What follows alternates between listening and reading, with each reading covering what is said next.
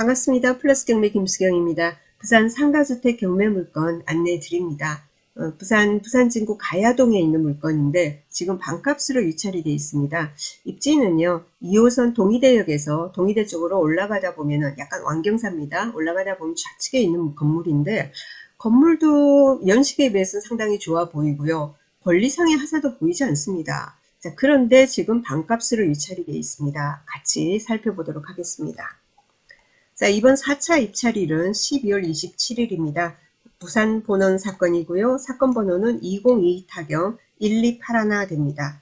자, 물건 종별은 근린주택, 상가주택이죠. 자, 토지 면적이 40.54평이고요. 건물 면적은 125.27평입니다.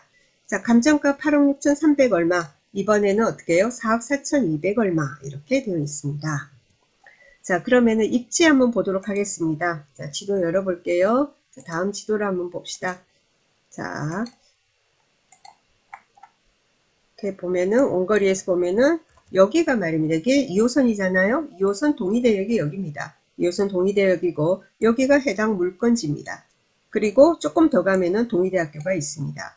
그래서 주변에 말입니다. 동의대역에서 물건지 쪽으로 가다 보면은 이쪽으로는 이제 이렇게 공동주택 이제 큰 게 아파트 큰 게 있고요. 자, 그리고는 여기 요 라인, 그죠? 요 길 따라 쭉 가는 이쪽으로, 이쪽 동측으로는 전부 다 빌라라든가 뭐 소규모의 그러니까 공동주택 이런 게 있어요. 그러니까 한 동짜리 아파트 또는 빌라, 원룸 뭐 아무래도 동의대학에 있다 보니까 동의대학이 있고, 그리고 꼭 동의대 학생이 아니라 하더라도 동의대역 같은 경우에는 서면이라든가 이쪽으로도 가깝지 않습니까? 금방이잖아요, 서면까지. 자, 그러다 보니까 그래서 여기 여기 원룸 같은 게 굉장히 많아요, 주변에. 근데 해당 물건 같은 경우는 원룸은 아니고요. 1층, 2층 상가고 3층, 4층은 방 3개짜리로 이렇게 한 가구씩 구성되어 있는 건물입니다.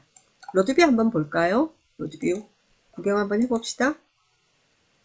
자, 이렇게 쭉 내려가면 앞쪽이 저쪽이 이제 동의대역이 되는 거예요. 동의대 쪽에서 동의대 쪽으로 이렇게 올라오는 겁니다. 그래서 여기 아까 그죠? 아파트 있고 여기는 그죠? 빌라, 원룸 이런 게 많다고 했습니다. 자, 해당 물건은 요겁니다. 해당 물건 이거예요. 자, 1층 여기 셔터 내려져 있는데 여기는 지하고요. 그리고 1층이 살짝 올라가 있죠. 그죠? 지하가 이게 노출이 돼 있어요. 그죠? 그래서 지하라도 이거는 개방감이 좀 있습니다. 여튼 1층, 2층은 상가 이렇게 되어 있고요. 3층, 4층이 주거용이다 이렇게 됩니다. 아시겠죠?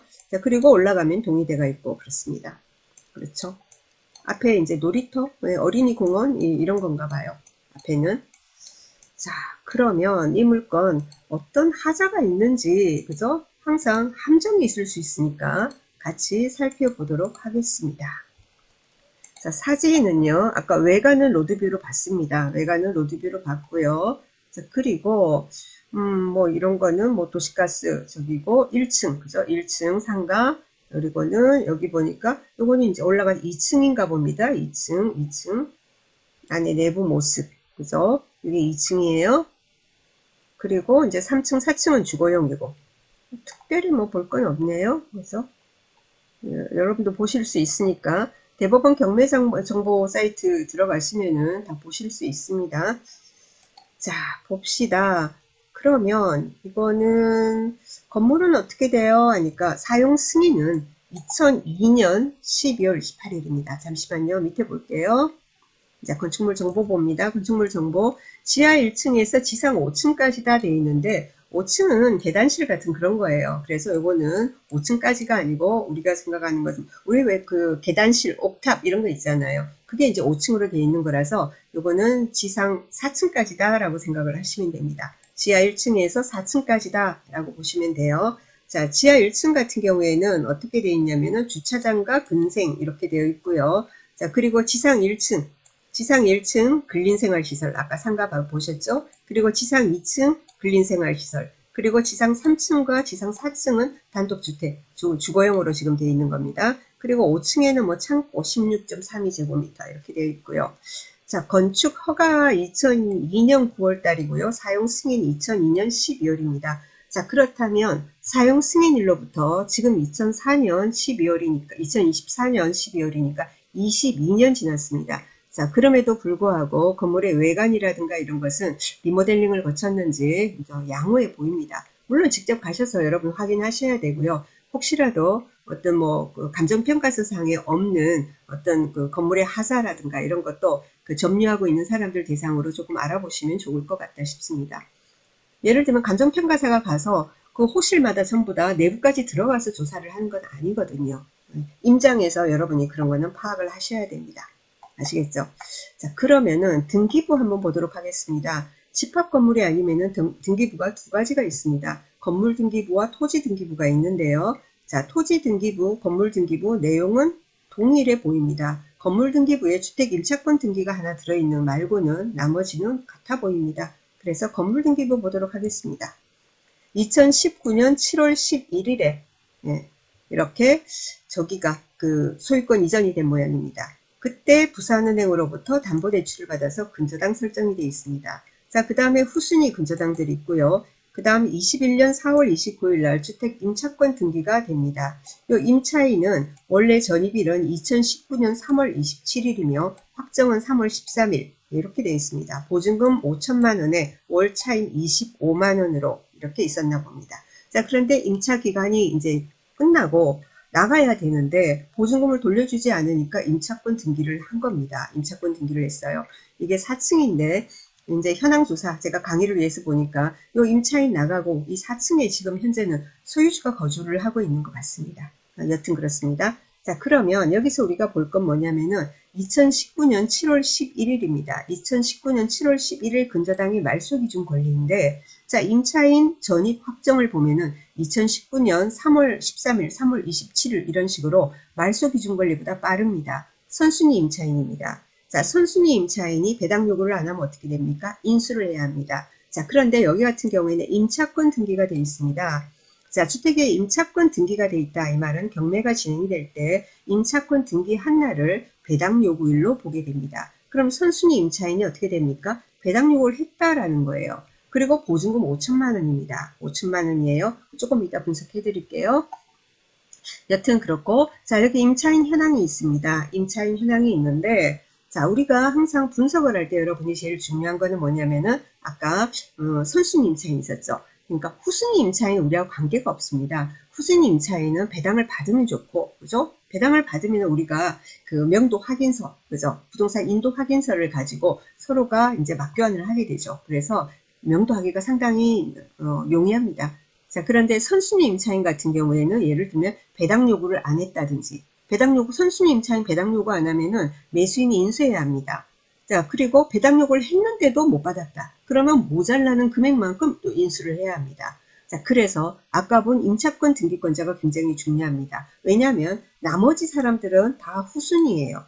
말소기준 권리가 2019년 7월 11일인데 이 임차인들 있거든요.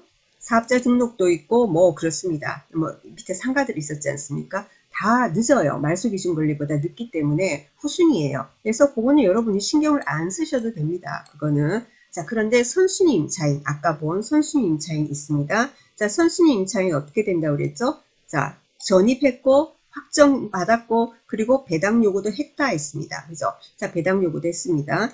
자, 보증금 5천만 원에 25만 원이다 이렇게 했습니다. 자, 월세가 얼마인 거는 주거 임차인은 중요한 게 아니죠. 자, 보증금이 소액 임차인 범위에 들어가느냐라는 겁니다. 그렇죠?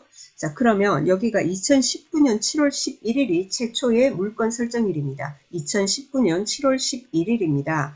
자, 그러면 임대차 보호법 열어봅시다. 2019년 7월 11일.